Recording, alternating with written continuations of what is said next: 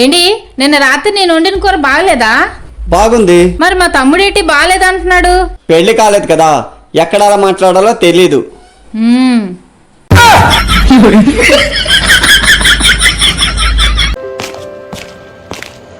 బాబు ఇలారా. మేడం నేనేనా? నిన్నే బాబు ఇలారా.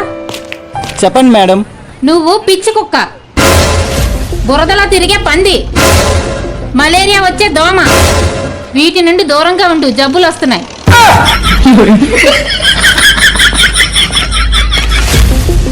ఏమండి ఏమండి?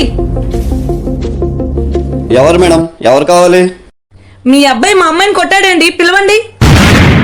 అబ్బా, మళ్ళీ ఎవరినో కొట్టేశాడు ఆయుడు. అయినా మీరు అబద్ధం ఆడుతున్నారు కదా, మీకు పెళ్ళి అవ్వలేదండి. నాకు పెళ్ళయిందండి, 8 సంవత్సరాల పాప కూడా ఉంది. మీ అబ్బాయి ఇప్పుడే మా అమ్మాయిని కొట్టేసి వెళ్ళిపోయాడంటండి. ఉండండి, ఆడిని ఇప్పుడే పిలుస్తాను. అయ్యయ్యో పిలవద్దులేండి, చిన్నపిల్లలంతా కొట్టుకుంటారు. ఏం పర్వాలేదు, ఆయండి, వెళ్ళొస్తాను.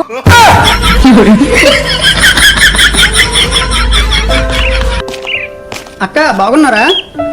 బాగున్నానమ్మా. అక్క ఈ తాతయ్య గారు చనిపోయారని తెలిసింది, ఎలాగక్క? మా తాతగారు ప్రతిరోజు టీవీలోని బాబా గారి దగ్గర యోగా నేర్చుకునేవారు తమ్ముడు. ఒకరోజు బాబా గారు శ్వాస గట్టిగా పీల్చి నేను చెప్పినప్పుడు వదలండి అన్నారు. మా తాత శ్వాస గట్టిగా పీల్చుకున్నారు. ఈ లోపు కరెంటు పోయింది. కరెంటు వచ్చేటప్పటికి మా తాత పోయారు.